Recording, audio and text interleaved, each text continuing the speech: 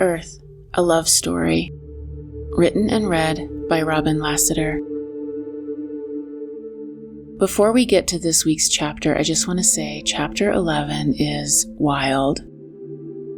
Like I mentioned at the end of chapter 10, we are going into my psyche, into my dreams, into profound experiences, and into the ways that I processed those dreams and experiences. We're venturing into the underworld, into the Shadowlands. If the book up until now has been my naked, bleeding heart, chapter 11 peels open my mind and lets you peek inside. It's unwieldy and confusing. It's me. I talked to some of my close friends who've read the book to see if I should edit this chapter down for the podcast or maybe just skip it altogether. They all told me that by taking these parts of myself seriously, I give you, the listener, permission to do the same with your own sacred interior worlds. And that's valuable. Also, because this chapter is so long, there will be two chapter 11 episodes. Chapter 11 Part 1 and Chapter 11 Part 2. Please take note when you're listening so that you don't accidentally skip Part 2. And thank you from the depths of my depths for going on this journey with me.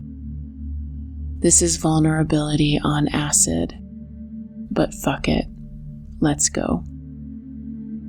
Chapter 11, Part 1. From the great above, she opened her ear to the great below. From the great above, the goddess opened her ear to the great below. From the great above, Inanna opened her ear to the great below. Why has your heart led you on the road from which no traveler returns? I have come to witness the funeral rites. From the Descent of Inanna, translated by Diane Wolkenstein and Samuel Kramer. Journal entry, January 11th, 2021. OBE, meditated in early morning, asked my guides to be there with me, asked for any messages, dozed off, woke up, felt that buzzing that comes with the OBE or sometimes with communication, quantum phasing, feeling of levitation, went out of body, floated fast to the ceiling, flew up fast into space, multiple beings present above me, received something, an electronic yellow tone, vertical, light, electric, glowing, complete, beginning and end. Understood I was being given a message. It was for me to take with me. I took it. Back in bed, struggling to open my eyes, squinting, trying hard. Finally did, sat up and was in my bedroom, but all gray. I could clearly see a matrix of honeycomb. Some of the honeycomb was partially filled in, very precise and geometric. I was confused, sat up and flipped the light switch. Nothing. Suddenly 3 figures around me and one more coming through the wall of my bedroom. Everything gray, misty, beings around my bed. I asked, am I not in my body? Please help me get back in my body. They seemed annoyed. They told me the honeycomb matrix is what reality hangs on, and it was behind the scenes. They told me to learn to use the operating system of my reality. They said that it changed depending on where I placed my attention and the quality of that attention. Were they the 4 who are one? Maybe, but separated, not in one mass like before. Chekpa in front, but not insectoid like when I was a kid. I don't know. In the next instant, I was alone, flicked the switch again and the lights came on. Then I had to get up and go to work. I feel really weird and shaky. I told Jupiter, but he doesn't know what to say to me. I think he thinks I'm dreaming. Feeling super alone. No one understands. Journal entry, January 15th, 2021. What do I know about what happened? I know I had been lying in bed in the pre-dawn light, meditating, praying, communicating with my guides, and then I fell asleep. I woke up to the uncomfortable, scary, buzzing paralysis, the white and gold light. It felt different this time, though. I was really aware of a weird sort of electric, shifting, whooshing, phasing feeling. I know this sounds totally ridiculous, but it immediately made me think of the Marvel movie Ant-Man and the Wasp. There's a character in that movie called Ghost, who is tortured by a constant quantum phasing, and if she can't stabilize, she'll die. I know it sounds absurd, but Ant-Man, quantum phasing, I don't know. Whatever, like I said, absurd. Anyway, that's the closest I can come to how it felt. I guess maybe it always sort of feels that way. This is definitely the first time I'm hyper aware of it, and also have never looked down to see myself physically levitating. That was new too. I know I've gone up and out through the ceiling before, certainly when I lived in the yurt. I'd go out of body and out of the little screened window in the top of the yurt. When it happened then, though, I'd just sort of roam around locally, visit the valley where I grew up and see my horses, even those who'd passed on. This time when I pop through the ceiling and the roof, I shoot up fast into the cosmos.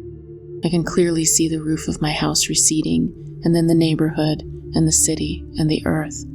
This time I'm definitely leaving the planet, and I don't remember that ever happening before. It feels like I'm rocketing up. I suddenly stop, and it's that same velvety blackness I experienced after leaving the panther's body. But this time I see stars in the distance.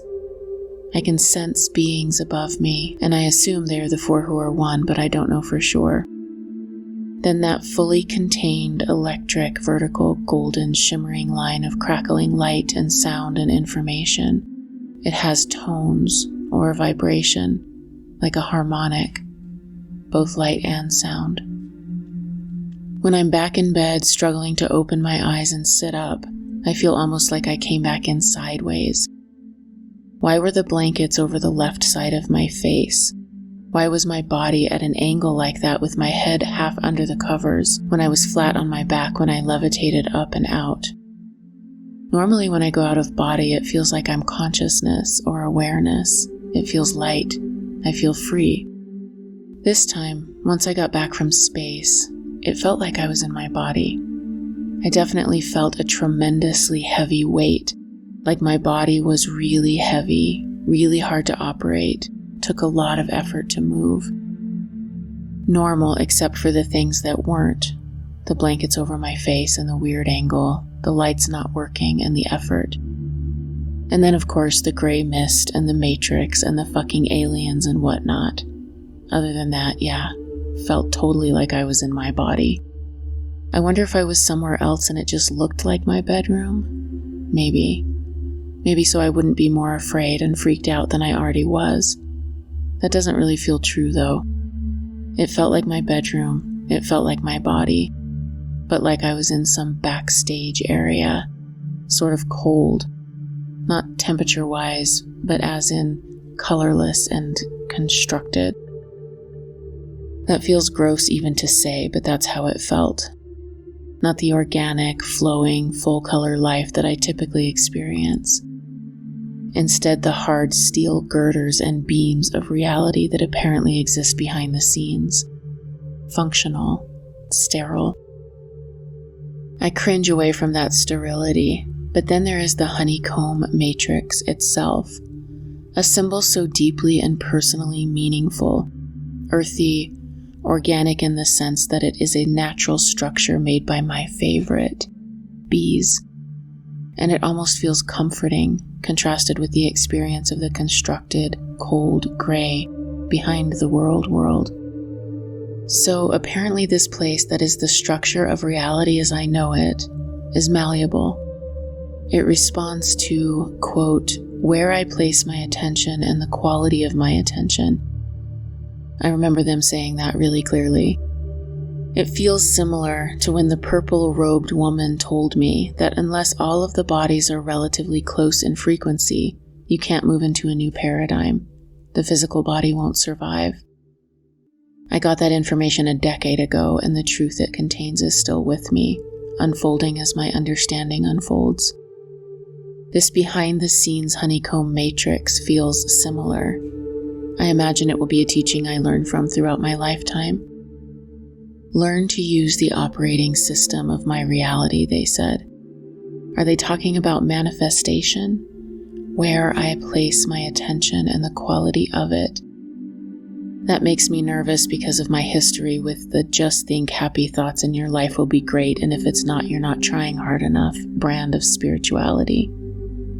In response to having my guides show up in physical form, to being shown this incredible place, this backstage of our reality, I can only think to say, brilliantly, am I not in my body?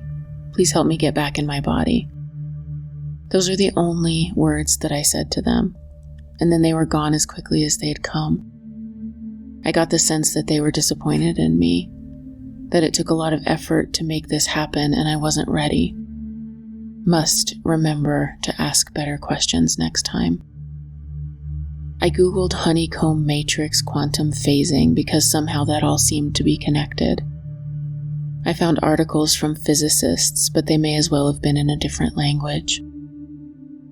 Theoretical studies on the quantum phase transitions of Spinor-Bose systems and honeycomb lattice are less explored. The frustrated XY model on the honeycomb lattice has drawn lots of attention because of the potential emergence of chiral spin liquid. No damn idea what any of that means or what to do with it if I did. I am a frustrated XY model on the honeycomb lattice. Don't look at my chiral spin liquid emerging. It's embarrassing. Journal entry, March 14th, 2021. Dream. I'm with many other women. They feel like my sisters and also like versions of me. They are the initiated and uninitiated, the handless, wounded maidens, the mothers, the crones. My blood sister is there and a myriad of other sisters I've known in my life. Real and archetypal, faces flashing. It's like a prism, collapsing over and over into itself. Finally, it is one single woman who contains them all. I follow her. I am a barefoot child tugging at her skirt. Hey, I whisper. I was thinking, since we're all here. She looks down at me. She's tall and calm. Her face is the face of every woman. Her eyes are clear, gray, brown, green, blue, hazel, clear again. There's a faded blue crescent moon tattooed on her forehead. Her skin is soft, bare arms earthy brown, lean and muscled, snakes tattooed around her wrists. She is carrying wood to lay into a deep pit dug into the ground. She looks at me, not smiling, present, and waits for me to finish speaking. I'm nervous. I was thinking, I say, that maybe we could do ceremony together. A ritual. Burn wood and herbs and speak a wish into the smoke. You know, since we're all here. She turns and kneels and places weathered gray sticks into the pit, crossing the pieces so that they form a star. Her face is changing. She is shifting from the maiden to the mother, and now she is an old woman, the crone. Then there is a beard covering her cheeks and chin. She speaks to me with a multitude of voices. The mother is tired of your ceremony. It is drivel, small talk. It is hollow and false. Your smoke has no substance. I'm shocked and hurt. I can see my own face. I am wearing heavy, smeared makeup, mascara running down my cheeks, red lipstick messy on my mouth, and a fake beard pasted crooked onto my chin. I'm wearing all of these masks and I can't bear her to see me that way. I move away and crouch down low, hiding, and pull the masks away from my face. They feel like spider webs on my eyelashes and lips. I want them gone. I scrub them all away.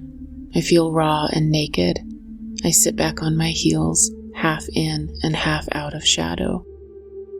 The woman turns away from me and lights the fire. I feel out of my league here. There is a leather bag around my neck. I empty it onto the ground and it's full of plastic Cracker Jack toys and other useless shit. I dump out the bag and everything that was inside melts like snowflakes into the ground. I'm still in between the shadow and light. I can feel a big black chasm behind me. I consider going fully into the darkness. I watch the woman and try to get her attention. I press my wrist with its messy scars dramatically against the sheen of sweat on my forehead. My eyes flutter and I lean dangerously close to the abyss behind me. I glance up to see if she notices, if she will pull me back.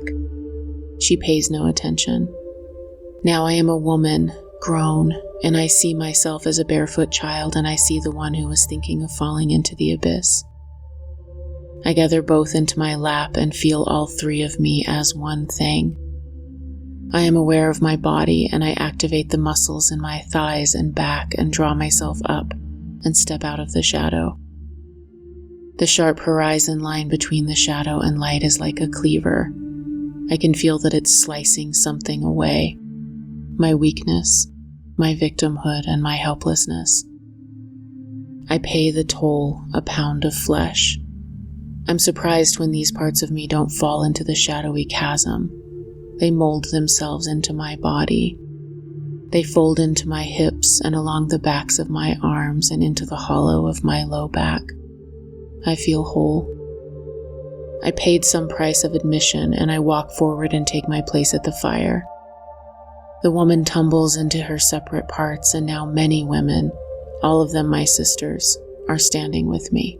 I am their equal now. When I wake up from this dream, I can only think to say, holy shit, that was a once-in-a-lifetime dream. Journal entry, March 16th, 2021. Dream. I am walking with the woman again, the same one from the other dream. We are in the market together. It reminds me of Uncle Robert's night market on Hawaii. It's busy and crowded. I am following her through the crowd. We are looking at what the vendors are selling. She picks up a necklace and turns towards me. I have a golden necklace for you. I look into her hands and see a shimmering, tiered, bright gold necklace made of stars. This is really valuable, she says, but it won't cost me anything. She says it again, carefully and clear.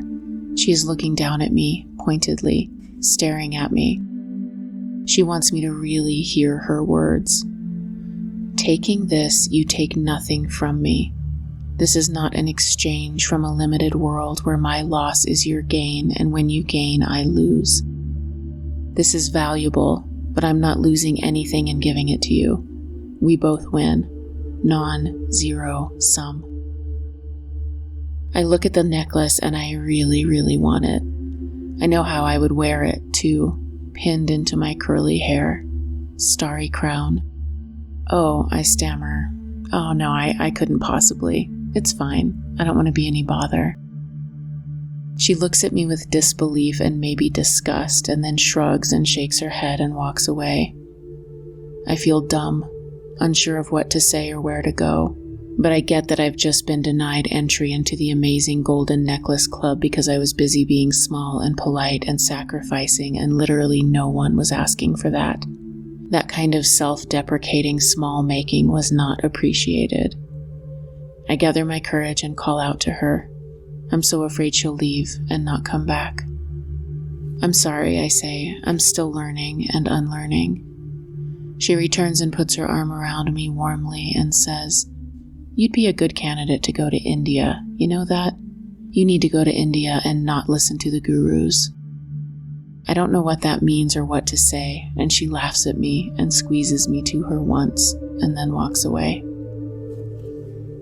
Journal entry, March 20th, 2021. Those two dreams back to back resonate in my mind and I'm kind of freaked out. I feel like I really screwed up and maybe missed my chance for something, some invitation. After all of the UFO dreams, the bird events, the beings coming into my bedroom, and now this earthy, goddessy woman shows up. I don't really know what to make of it, but the dreams are so vivid. The shadow cutting me threatening to fall back into the chasm, me not accepting the necklace. But I did show up in the first dream. I gathered myself up and stepped into the light, and I was an equal. I mean, it's pretty clear. No one is coming to rescue me, of course. I've already rescued me. I am the initiated. I am the arrived. God damn it. What the fuck am I afraid of after everything I've been through? I know what dying and being reborn feels like. I know what it feels like to be disemboweled by my own pain. I've died to myself 1,000 times, and I'll die to myself 1,000 more. So how does this tie into everything else? My mission that the four who are one told me, that I apparently chose, move from evolution through suffering to evolution through joy and creation.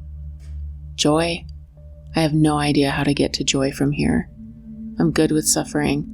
I'm good with holding my own pain, and I can bear that others have pain, although that's a lot harder.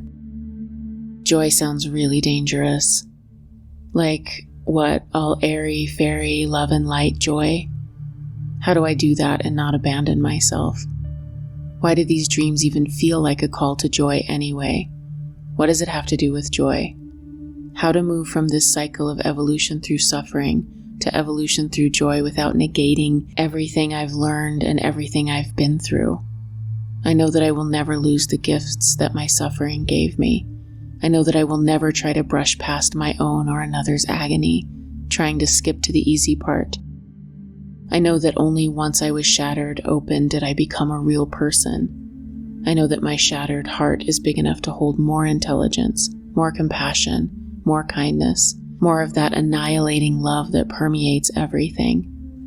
My shattered heart is big enough to love the whole earth and all of humanity just as we are right now. And I know that my shattered heart is big enough to hold what we have been and what we can become, too. The creative and destructive forces made holy of the love that makes up every atom of this place would blow me to smithereens if I weren't already cracked open. The real voice of God is an eardrum buster. The real light of God burns flesh from bone. I was immolated and alchemized through holy fire to withstand God's love. I have space to hold everything in its consecrated truth. The shit, the stars, the whole world. But joy? I don't know. I don't know how to do that. Journal entry, April 8th, 2021. Today I got an email from Ralph Blumenthal. He's doing an article on experiencers for the New York Times, the first time a major respected publication is even considering taking experiencers seriously. No idea what's happening in my life or how I got here. This all feels constructed, and I'm terrified. I guess the Pentagon is planning on releasing a report on what they know about UFOs, UAPs, whatever. They are releasing a report this summer. Ralph and Leslie Kane wrote an article in 2017 for The Times that there was a black budget for an advanced aerospace threat identification program. Now he's pitching a story about experiencers to The Times, and just published a book about John Mack.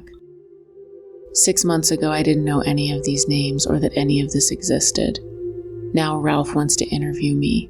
What the fuck is my life? Journal entry, May 4th, 2021. I've started writing down all of my dreams, even if I can only remember bits. It's making me more conscious during dreaming sleep. I feel like I dreamed a lot last night, but can only remember giant blue and black, gray crabs walking up out of the water towards me. Strong flash of that, and then nothing. Dream journal, May 5th, 2021. I dreamed that I would be able to travel in a sphere or an orb, and that's how I could communicate with the four who are one. Dream journal, May 6, 2021. I dreamed I was near where the yurt had been, interacting with a visitor, human-like but felt other. Couldn't convey what I wanted to say, but then remembered I'd written a book. I was happy to be able to tell him that, like I hadn't been slacking. See? I did it. Here it is. Dream journal, May 7th, 2021. Dreamed I was in a cheap hotel. My dad had accidentally taken someone else's coat. The people came to get it. They had a young baby and they pushed his head through a circular hole in the door. I was appalled. A tiny infant boy. He was so vulnerable and they pushed his head through that hole. I gave them the coat back and then chased after them to try to get the baby. Tomorrow Stuart is regressing me to the event in my childhood when Ant-Man first showed up, or the first time I can remember anyway. I'm nervous but excited. I'm afraid I'll find out that I was part of a hybrid program or something, because of the other things I can't remember that I've never told anyone. The sexual stuff. I'm really nervous, but I trust Stuart. What follows is a hypnotic regression to explore childhood experience with Ant-Man, May 7th, 2021. Where are you? Outside my childhood home, 4 years old, watching myself interact with Ant-Man. I'm watching us from a distance. We're standing and looking at each other. I understand that this image he presents is not his true self. What is his true self? I can see the blue light that's coming out from the joints between the pieces of his exoskeleton, and that blue light is who he really is. And I've seen him before. I know him. I know a lot about him. He's kind of like my brother. He's one of the guides I met on the planet. Which planet? Deneb by Cygnus. How do you feel in your body? I'm just sort of confused why he woke me up and brought me downstairs. He just wants to check on me, but it's also like a joke, a nudge to say hello. Like, can you believe we're doing this? This ridiculousness is wild. But he doesn't understand that I'm 4, but he came to joke about it. He has a sense of humor. What are his other qualities? He's serious about his work. It's a big adventure, but serious. It's important. He's honorable. What is his work? What are they doing? I can see top down but not above, but there's a big change happening. I don't want to say it. It has to do with really big cycles of time, and it's just what you think it would be. It's just a little point of creation here, and everyone's trying to become something. We keep trying to click into some blueprint, and we keep messing it up, but it's also fine. Lemuria is the thing I don't want to say. That's where all the blue ships are from. Lemuria. They are from Lemuria. Why are you resistant to knowing about it? Why does it matter now? I don't want to know about it because there was a big fall. I don't want to feel the depth of my grief around it. I won't feel it. I think that's where all my grief comes from. It could have been so beautiful here, but we keep going the other way. We keep wanting to cut off a big part of ourselves and then we fall. I don't know what to do about it. I won't look at it. How is the grief affecting you? When I came here, there were 2 big paths. I chose the harder one, which was to feel all of the suffering. So it's been my vehicle to learn. I didn't know that's where it was coming from, and I don't remember how and when I chose the path. How do we mess it up? I can feel it in my neck and shoulder, that the cancer happened because I wouldn't look at it, wouldn't acknowledge my suffering and grief and all that. Is there anything you would like to ask Ant-Man? How do I heal my neck? He says there's a point I can go back to before it happened and pick up that path. I just need to get back on that path. It's when I lived in the yurt and the spirits came to visit. I just need to get reconnected with nature. I was just following my own energy. It was really contained and strong. I knew who I really was. He says, don't wait too long to do that. Do it sooner and you don't have to worry. No good reason to wait. No good reason not to go back to that. Is there anything else you'd like to ask? If there's no hope, then why did I come here? Ant-Man answers, you, humanity, haven't come to the point of choice yet. There are still 2 pathways. You're still so distracted, and the time in which you will choose hasn't arrived yet. What are the 2 pathways?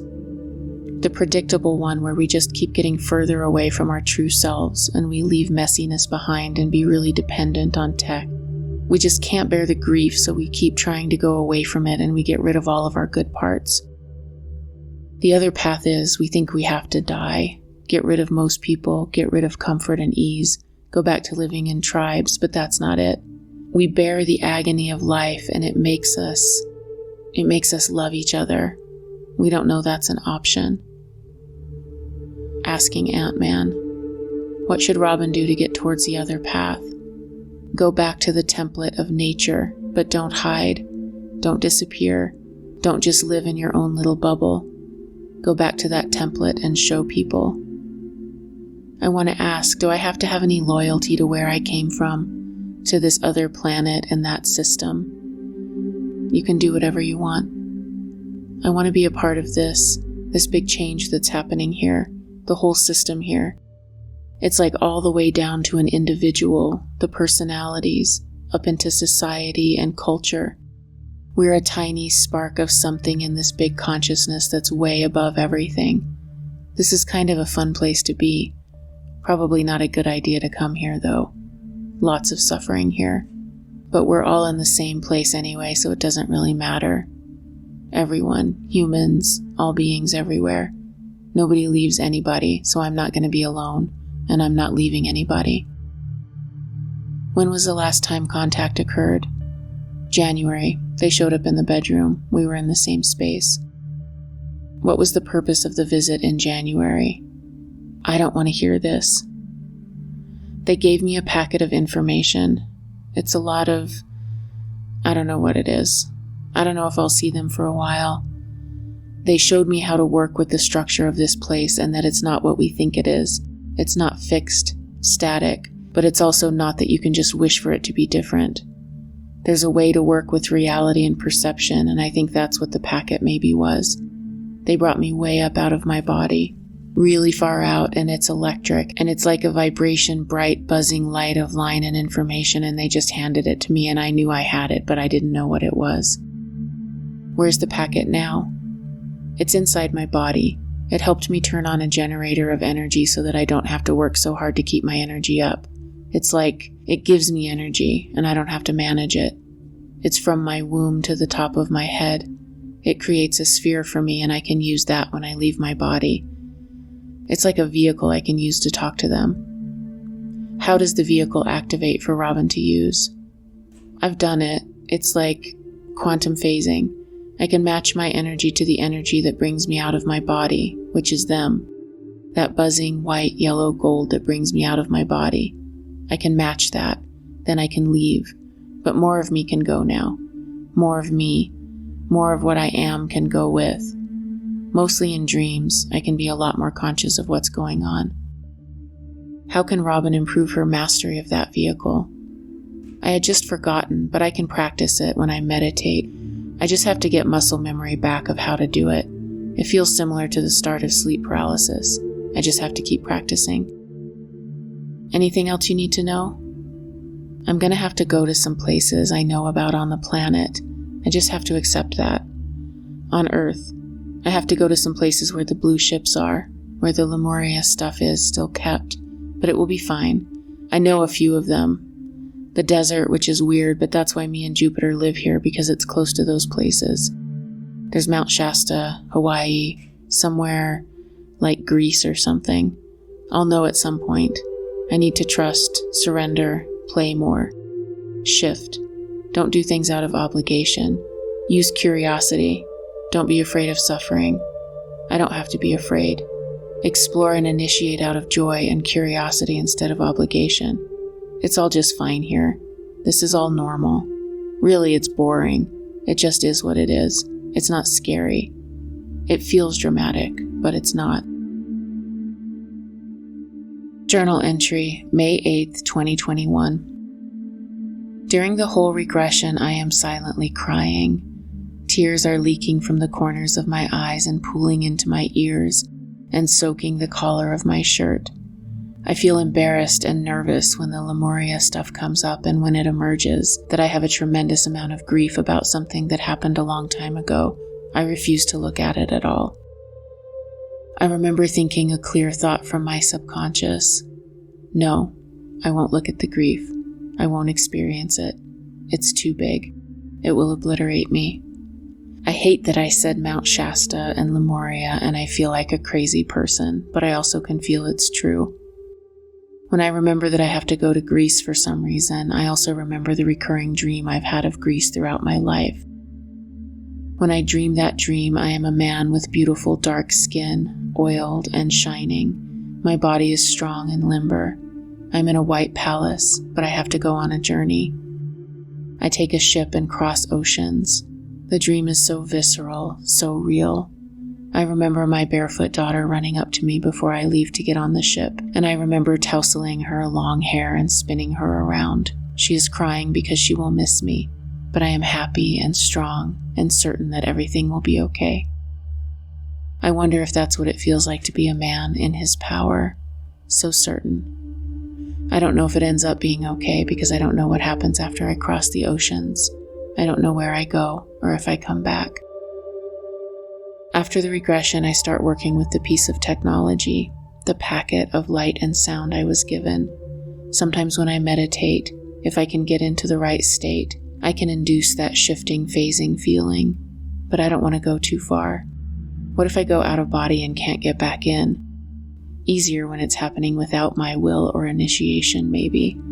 At least then I'm not in charge. At least then they seem to direct me where to go and what will happen. Now they want me to learn to do that. It seems like a crazy, insurmountable task. Dream Journal, May 9th, 2021. Many dreams. Sleeping with Jupiter in my parents' house that was not my parents' house in real life. It's broad daylight. Parents working outside, and I hear a rustle at the window. I am peeking through the lacy white curtain, and there is a rustling in an early spring flower bed. I notice a tear in the screen and become afraid. The rustling is a fast-moving being camouflaged and blending in with the dried brown leaves. It flits up and lands on my father's hand. He is unafraid and reaches out to show me what it is. A praying mantis, speckled brown like a giraffe, glorious when all unfurled. It flits from my father's hand to the window ledge where I am still peeking out of the window. It parades back and forth, doesn't come in, but I'm afraid it will, and I'm nervous about the slit in the screen. It's really showing itself off, letting me get a good look. Of course, when I woke up, I Googled praying mantis giraffe, thinking there was no way that was a real thing. But then that picture comes up, and it looks exactly like what I dreamed. Dream Journal, May 11th, 2021. Nightmares last night. Sexual, being attacked. Woke from the first and couldn't get back to sleep. Finally did and had another nightmare, the same. Ineffectually fighting off a long-haired blonde guy trying to attack/rape me. My sister was there, but she left me to go find someone to complain about this guy stalking and attacking me. She came back and he was gone. Went into a new dream and my sister came with me. Now I was in training, like alien school again, and she watched me as I turned a TV off and on with my mind. But it was actually more like with my energy or will. A teaching that reality isn't affected solely by the mind. It's a whole body deal.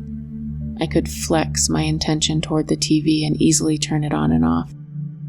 The TV was an older model, so every time it went on and off there was a flash and you could feel the static electricity in the air. In the dream, I'm asking my sister over and over, "Can you believe I can do this?" Dream Journal, May 14th, 2021. Nightmare again. Fighting a big man, dangerous, whose goal was to obliterate me. I could keep him down, keep him unconscious, but it was relentless. I would use all of my strength to hit him, with a rake handle, with a hoe, and he would go down, but only long enough for me to gather myself again for the next blow, so it was exhausting. It felt like a distillation of some other nightmares I've had, coming down to the fact that all my energy is spent keeping whoever this is, at bay. This man was almost a giant, white blonde hair like Bolvin in the 13th Warrior, a Viking. Woke up exhausted. Dream Journal, May 21st, 2021. Last night I dreamed God was a woman, and then woke up and wrote this poem about it. Last night as I was praying, laying wrought, weaving around myself a spell, creating space, drinking grief from the holy well, warp and weft on my loom, building my own little womb where I can finish becoming. Let me be safe so I can do the work I came to do.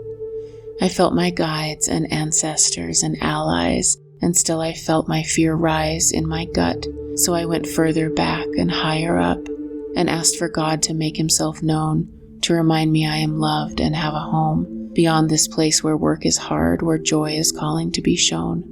I finally drifted off to sleep and dreamed that God was a woman, and thought, no, that can't be. God, a woman? So I checked again, and yes, eternal feminine energy, with a lap big enough for you and me to all crawl into, and oh, I thought all of the men will be so mad if I say this out loud, and I'll be caught and backed into a corner to plead and explain, to reassure them that it doesn't mean that God is not a man. And how, I thought, can I make sure I don't call forth the God of wrath, that none are banished or removed, and it has nothing to do with any of that, but only with the love that is behind us all, inside us all on our behalf, afraid of what a man would say about a dream of mine, and what do I know anyway? I thought and thought until I forgot that I dreamed God was a woman, and in the morning light, because I spent so much time last night trying to fight against the ones who will say that I am wrong, I am too tired to explain that I know, God is both and more, an eternal song. But last night she came to me, and I can assure you we are in her lap, safe and warm and loved and home. I shared that poem on my socials, and a guy commented unironically, "That's not true.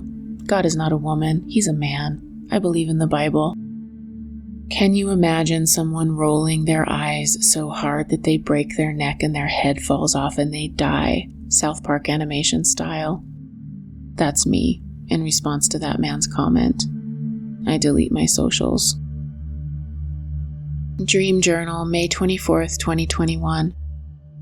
In some kind of class talking about how to protect yourself, I said that I now did protection, and it was throughout all of my bodies, my physical body and all of the etheric bodies. Even though we were in a classroom, there were apocalyptic vibes all around. Then the nightmare came again. The blonde-haired murdering rapist. He tried to attack me, but this time it was even worse because he was trying to get through me to get to a young girl who was on a mission. She had a message. She was so small, maybe 9 or 10, but small for her age, wearing a big t-shirt, her strong skinny legs sticking out of 2 big shorts. The bad man was coming for her. I kept him away, hitting him with a huge wrench. It took all of my strength to hit him, and then heave the wrench up and back and hit him again. I had to do it as fast as I could, because during the time it took for me to pick up and draw back the wrench, the man was almost on his feet again, getting a little closer each time. I never totally stopped him, but I kept him stunned long enough for the little girl to get out of there and get ahead of him. She was trotting down the road into the dark, so certain and unafraid, strong and purposeful. When I woke up, even though it was a nightmare, dark and scary, I actually felt hopeful. Who was this little girl? She was so strong and clear and not afraid at all. I don't even know if she knew I was fighting for her to get a head start. She didn't seem to care. She was unaffected by fear, just focused on her mission. Her clarity, such a new character in these dark nightmares, made me remember something I'd heard a long time ago about all of the parts of the dream being representative of the psyche. So instead of simply being attacked by a dark external force, I wondered if these elements of the dream were part of my psyche. In that case, what am I trying so hard to keep down? What is trying so hard to obliterate me? To come forward, to take over and be seen? Why am I fighting him so hard? Who is he? What part of him is me? Is he really dangerous? Or is it possible that he is part of me struggling to emerge, and he's going to change things, and that terrifies me? Who's the little girl? Seems like, despite it all, she's going on the mission anyway. I pulled out my copy of Women Who Run with the Wolves, remembering that Clarissa Pinkola Estes wrote about the dark man dream. I don't think I'd cracked that book since college, but I remembered the dark man dream because my sister and I had both had those dreams all throughout childhood. In Women Who Run with the Wolves, CPE says it's extremely common for women to have these dreams, and it has to do with signaling that there is a captive part of the psyche that is about to be freed. The dark man shows up when external circumstances are unsafe, or soul strangling, or when there's too much ennui, or when she knows she needs to step into a big change in life and is resisting. The dream comes from the depths to spur action and give a focal point to struggle against. I find this fascinating. Since I've been recording my dreams, the dark man has appeared over and over again. I've been fighting him with all my strength and can only keep him at bay long enough to gather momentum for the next blow. And then last night, this fearless, bright little girl shows up with a mission and a task, and she was the one the dark man had in his sights. She was certain and purposeful, while I was terrified on her behalf. I fought to protect her, and she got a head start. Overall, a good omen, I think. Journal entry, May 27th, 2021. I have COVID, and last night, while I was in a full-on fever state, I became totally lucid and aware while in deep, dreamless sleep. My consciousness just popped into full presence. The message loud and clear was to use only present tense languaging. That is the way to, quote, manifest, for lack of a better word. The way to create and choose is in the now, fully. It was maybe the most conscious and present I have ever been, and the feeling lingered this morning. The only expression in that state of awareness was I am. There was nothing outside of that awareness. I've heard people talk about I am and what that means, but now I have experienced it. I am because that was the only thing there was. I knew from that place I could just focus and have whatever I wanted, but I wanted absolutely nothing because I was completely full and needless. When I woke up, I spontaneously spoke I am now over and over during my breathing practice because that was the only thing that existed in my mind. Those were the only 3 words that could possibly be, because they were the only words that were true. The words themselves held so much power. The words drew me back into the state of clarity and presence. Language fails during manifestation because it is contained in time. If I say, I want money, or I want health, I am immediately creating a timeline that includes a future, and that isn't how manifestation works. It only works in the timeless now, where you don't want anything, but you can have everything. Paradox. I experienced it though. It's in me now. I am now. Dream Journal, June 10th, 2021. I had long, involved dreams I can't remember, except for swarms of UFOs coming down from a starry sky, and me, elated. Dream Journal, June 17th, 2021. Dreamed I was falling into deep, deep soil, so soft and absolutely no resistance, nothing to push against. It was like trying to push against silken air. I fell into it, completely covered, and became instantly alert and present. I wasn't afraid, but I made a plan to try and free myself. I wasn't sure if it would work because there was nothing to hold on to, nothing to brace myself against, only soft, soft soil. I should have been terrified because I was under the ground, totally covered, but I was not afraid to die if I couldn't get out. I didn't panic. Journal entry, June 26, 2021. Meditated this morning and Saint Germain appeared, the violet flame. I am presence, all connected. Behind him were Chekba, Ant-Man, and a mantis being. Saint Germain said it was okay that I wasn't ready before, referencing the I am experience I had during COVID. He said, God's love is always available and abundant. Compassion is the correct work, and I will work with you. Then the mantis being stepped forward and said, you will channel me. I said, no fucking way. Not without lots of proof. I asked Chekba if he knew this guy. I was shown this was a new relationship formed between this mantis being and Chekpa, and it was because of me. The mantis said he would see me again in this life, and then laughed at the certainty of it. Not a malicious laugh, but so certain and chummy and personal that it freaked me out. Then as I fell asleep, a very loud, clear voice said, "Listen to thee, with thee," said at exactly the same time, "to thee, with thee, universal mind. Listen to thee, with thee, universal mind." Woke up and all the clocks were different times. It felt like I'd been sleeping for 10 minutes, but apparently hours had passed. 3 different times, one on Jupiter's watch, 11:14 p.m., one on the digital clock, 1:43 a.m., and another on my cell phone, 2:45 a.m. Off by hours. No idea why. This morning, they were all back to the same time. The proof I requested from the mantis? I don't know. At breakfast in a cafe, I saw a newspaper. The front cover was about a man who was visited by UFOs and who uses dowsing rods to communicate with the universal mind. What in the actual fuck? Journal entry, June 30th, 2021. Lots of dreams last night, but especially this morning. Then woke up and they came and my body was paralyzed and I floated up and to the right. There was buzzing and electric sparks of light, somewhat different than normal, as if I wasn't fully inside of their light, but maybe I was also in my own field as well. Are they teaching me to travel, to use the technology, to travel in a sphere? I don't know, but it was different. I didn't go anywhere, just had that experience. And then I dreamed of snakes. Dream Journal, July 2nd, 2021. I forgot to set boundaries with my team before sleep and had a nightmare with a very uncomfortable dark energy.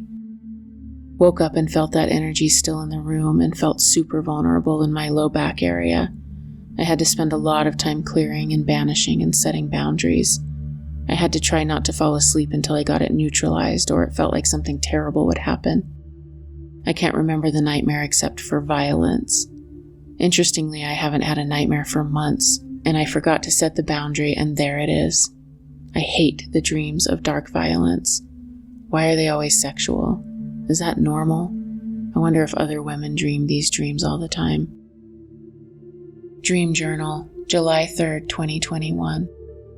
Dreamed of being with a baby girl. She was sick, but it was manageable. She would be okay. Then I dreamed that Jupiter and I were floating on a river. I woke up and decided to try to ask the universal mind a question. Finally came up with, how do I help the world move from a paradigm of evolution through suffering to evolution through joy and creation? Meditated, and then fell back to sleep and into a very vivid dream. In the very vivid dream, I was riding in a car with David C. driving. He was taking me and Jupiter to an access point on the river. There was a turn coming up and David was driving way too fast. I watched as we got closer, gauging the turn and speed and if we could make it. I thought maybe David would be able to keep the car on the road, but it was immediately clear that he could not. Just before we crashed, David let go of the wheel, turned to look at me and said, "The bardo doesn't exist anymore." And then I knew we would die, so I closed my eyes and totally opened and surrendered to death. We crashed through someone's fence into their yard and died. I was alone now, standing in the yard. The fence behind me was not smashed and broken like it should have been, and there was no car, no evidence of the crash. A woman came through the gate. She wasn't surprised to see me. She looked a little sad, but kind. She had groceries in her hands. She went to the front door of the house and leaned against it. "I can feel that fridge you gave us. Feel the magnetic pull of it in there, keeping our food cold. That was so nice of you giving us that, covered with magnets and stickers. Come on in." I knew I was being invited into the illusion mysteries. I followed her inside and she put her stuff down. 2 more women showed up, big and soft and strong, standing up straight and warm feeling. One was older than the other, maybe in her late 50s, and she was familiar to me. I spoke to her, asking her how she'd been. I asked about her family, about the children. I sensed she had a big family. The children died, she said. We lost 3. Oh God, I said, I'm so sorry. What happened? I watched her face, and there was a subtle decision of how to frame her answer. Their mother is very sick, she said. I read in her expression, drugs and mental illness. I'm so sorry, I said. We hugged and cried together, and she told me their names. How do you bear it? I asked. We bear it because there's nothing else to do but bear it, she said. All of these women, in spite or because of their suffering, were present, kind, calm, and even joyful. I looked up the illusion mysteries, most famous of the secret religious rites of ancient Greece. The initiate was promised benefits of some kind of an afterlife, a cycle with 3 phases: the descent, the search, and the ascent. Participants were freed from a fear of death through the recognition that they were immortal souls temporarily in mortal bodies. Journal entry, July 9th, 2021. Ralph's article was supposed to come out in the New York Times on the 4th of July. We were all pre-celebrating some sort of big experience or Independence Day. Then it didn't happen. Then it was supposed to come out today, my birthday. Everyone teasing me that it was delayed to make my birthday special. It didn't come out today, though, either.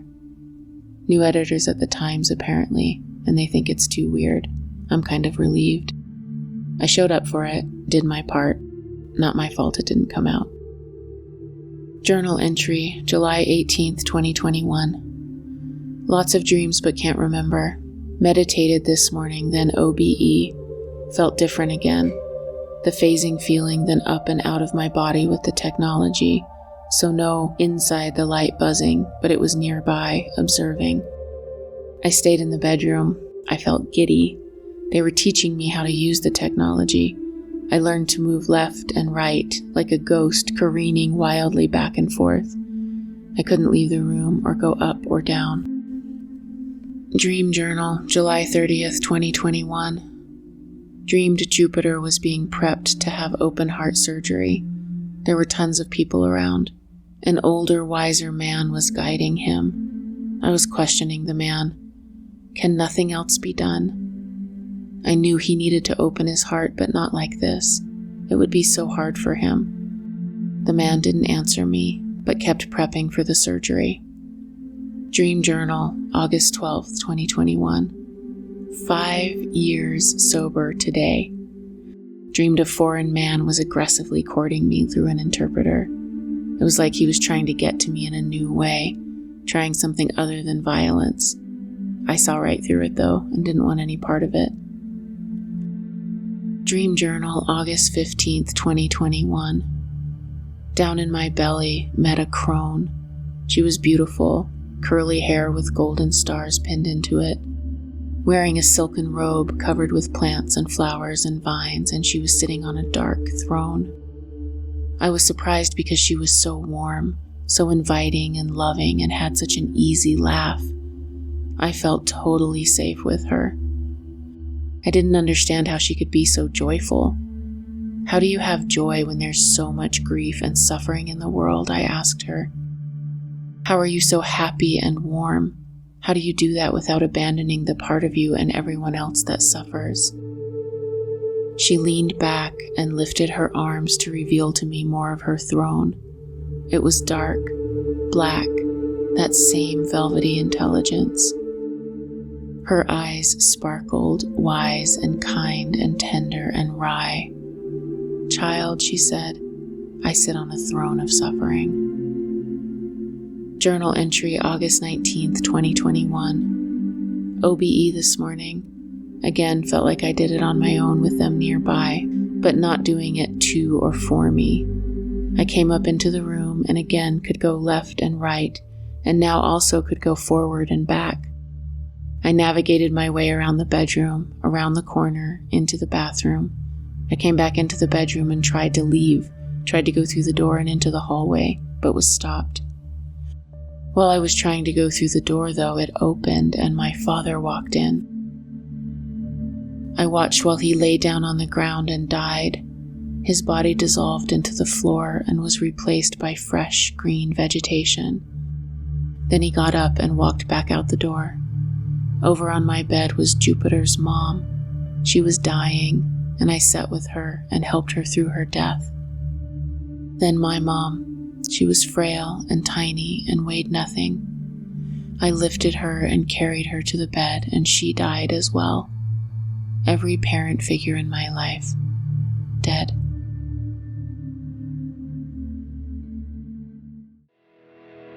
For more information or to schedule a one-on-one session with me, visit honeyheart.org.